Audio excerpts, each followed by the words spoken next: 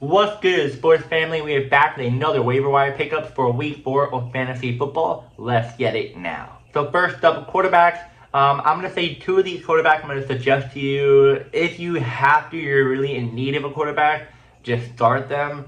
But as for one of them, definitely start legally. So first up, Michael Penix Jr., Atlanta.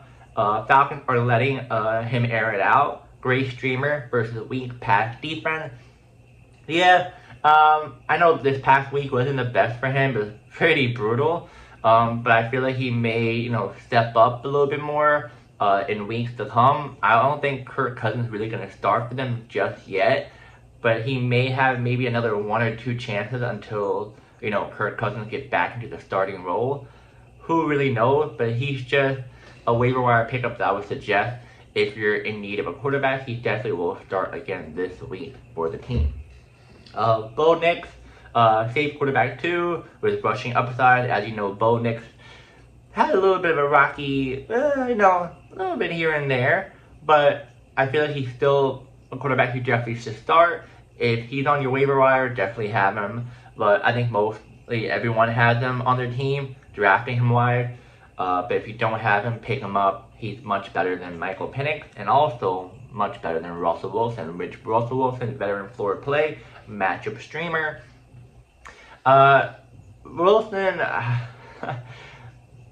the other quarterbacks I looked up, they weren't the best. Actually, let's switch it. Let's do the other quarterback. The Viking, I would say pick him up besides Wilson. Wilson's trash. Let's just avoid him. Pick up Carson Wentz. Did amazing this past week. Pick him up for sure until JJ McCarthy starts. I don't know why I thought about Russell Wilson, but yeah, good thing I switched it just now. But definitely pick up Carson Wentz until JJ McCarthy comes back, because he just did amazing, which we all thought he was not gonna. But hey, he proved us wrong. Now, running back. First one, Trey Benson, Arizona. Full-time running back 1 with Connor out. League winning potential. Yes, so Trey Benson has potential to be a really good running back 1 for your team. But it all depends on how the Cardinals will be using him. And I think he is a good option if you're really in need of a running back. We haven't seen a whole lot out of him, but we just gotta wait and see. And if he's on your waiver wire, definitely pick him up right now, which I feel like if you're in a 12 to 14 man league, that might be really rare to get him up. But if you're in a smaller league, or if he is available, get him right away. Omarion, Hampton, LA Chargers, rookie now starting after Najee Harris injured. So just like James Conner, Najee Harris is out for the rest of the season. So the rookie is now going to be pretty much the starter. Before, it was Harris, the rookie, and I think the other guy, if I'm correct on that. But it was a three-man share. This one's just going to be one man. Maybe the other backup might come in, but I feel like it's mainly going to be the rookie that's going to be taking much more of the snaps. Definitely pick up Omarion Hampton, but again, if you're in if you have a lot of people in your league, he may not be available, but if he does, go get him right now. And last but not least, Tank Bigsby. I think I said name wrong. Jaguar, ETN banged up, workload rising. So ETN's having a little bit of injuries here and there, and the Jaguars are kind of leaning towards the rookie much more, because they know the fact that if they keep using ETN, he might get worse and worse and be out for a long time. So they're trying to ease off the workload and give it to him. Now, is he going to be RB1? I'm not really sure, but the last 2 weeks, he's been pretty impressive. So maybe in the middle of the season, around like maybe week 6 or 7, he might be an RB1 if they see the fact that he's doing way better than ETN. For me personally, I kept him. I was really close to like dropping him, but something about him, like even seeing him play, and I'm like, this kid is good. Like, he is good. So I wouldn't drop him if I were you. I would keep, him, especially always keep your backup running back, because what if that player goes down? You're pretty much not gonna win, because yeah. Wide receivers now. George Pickens, Dallas, becomes wide receiver 1 while CeeDee Lamb is out. heavy target share. So if you guys saw, CeeDee Lamb went down literally I think the first 2 or 3 plays of the game due to an ankle injury, if I'm correct on that. And he's going to be out for a while. We're not sure how long, but I heard he's going to be on the IR. So look for Pickens to get a lot of the snaps. Now, I'm not saying Pickens will be wide receiver 1 off the bat. It may take a little bit. I know last game he did really good, but just take into consideration that, Prescott might be throwing to the other wide receivers or even a tight end, because Pickens really doesn't have that relationship how CeeDee Lamb does with Prescott. So I would just start him. But just know you might not get a whole lot because it's just all dependent on the connection. Because that one week, it was different. So it wasn't like, hey, I'm going to throw to Pickens right away. It was CeeDee Lamb, and then CeeDee Lamb went off. So Pickens was the only one that was available.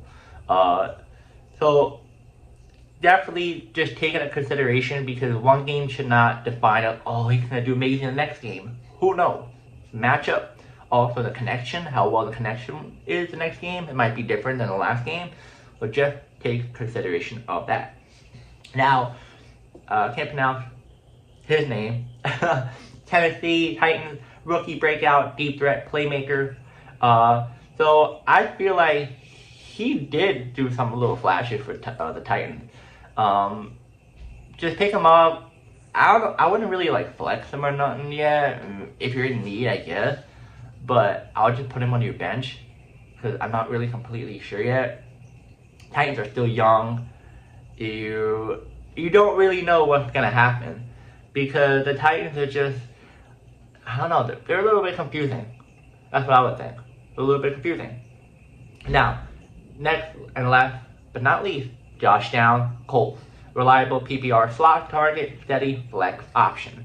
So, he's another receiver that I would say maybe flex, but put him on your bench for now. Don't trust him right away, but just know he might get a little bit of a bigger role sometime soon. Tight end now, Hunter Henry, Patriots red zone go to Hunter Henry for the Patriots, been amazing. Sorry guys, I'm a little bit sick right now. Hunter Henry's been amazing the last 2 weeks. I would say if you don't have him, get him. I think a lot of people have him ready, but if you don't get him, he's going to be doing much more for the Patriots. I feel like they're somewhat wide receiver 1 kind of. Well, not really, that's a little bit dramatic. Well, wide receiver 2. Even though he's a tight end, but I feel like he does get a lot of the targets, especially in the red zone area, so look for him to do more in that. Now, Jake Ferguson, my bad, I don't know why I thought I didn't pronounce it right. Dallas, more targets with Lamb, sideline. So yeah, this always happens with a lot of teams, even with the Bucs. When I mentioned about the Bucs, when I think Chris Godwin or Mike Evans, one of them was out, and they didn't have that rookie wide receiver that they have now. Adam, the tight end for the Bucs, he was able to get more targets because they didn't have a wide receiver 2. Now look for the Cowboys to do that with their tight end. Yes, they have Pickens, but the other wide receivers, Dak Prescott doesn't really trust as much as he trusts with Jake. So look for Jake to get even more touches. Definitely pick him up if you don't have him. The last tight end is Harold Fannin Jr., Cleveland, rookie tight end status trending up in route. So if you guys have seen him play, he's been pretty good. Last week, I think he was a little bit iffy. Wasn't the best, but he does give you points. And also, yes, you can say, oh, well, he split the tight end position with the other guy. No. Look for him to get more because he's much more reliable than the other tight end. So pick him up as so. Now, defense and special team, Green Bay Packers, easily start them. Honestly, though, there's no question about that. Yes, this past week wasn't the best because of how the Browns really just won the game, which I saw that amazing how they just won a field goal. But the Packers defense are still a good team. They just had one bad week. It happens. Not every team's going to have the best defense each and every week. But they could have beat the Browns. I'm not going to lie. Their defense should have been better than that. But definitely start the Packers. As for the other teams in the league, I'm going to say this. I would say the fact that definitely start the Broncos versus the Bengals. The Broncos defense are still a top defense in the league. Yes, last week was a little bit shaky. But the Bengals, I don't trust the quarterback. He didn't do that well. O-line is all banged up for the Bengals. I feel like using the Broncos defense, you're definitely going to get a really good point out of them. So definitely pick them up. Now the next team, you'd be like, wait, the San Francisco 49ers defense, they just lost Nick Bosa. You really want me to pick them up versus the Jaguars this week? Yes. Because they're still a good team. One player is not going to define the whole team. And people are going to step up for that defense.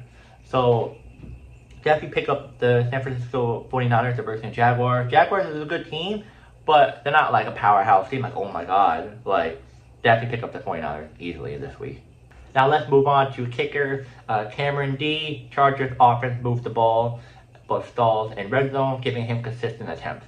So yeah, the red zone's a little bit iffy for the Chargers offense, but they tend to let him kick much more often. He'll give you more points. Definitely pick him up for waiver. Brandon Aubrey, reliable kicker. Now possibly more opportunities with Lamb out. Drive stalls, more field goal tries. So yeah, with Lamb on the field, he didn't get that much kicks in, I feel, because they always got a touchdown, and he'll get maybe like 1 point for you. Now, if Lamb's out, they have less weapons, so they're going to be more likely like stuck in between those drives, and if you're able to kick even more field goals for you, they'll give you maybe an extra 2 or 3 points. And yeah, guys, that is the Fantasy Football Week 4 Waiver Wire Pickup. If I missed any other player, comment down below. And if you have any question on who you should pick up next, let me know in the comments. And I'll see you guys next video.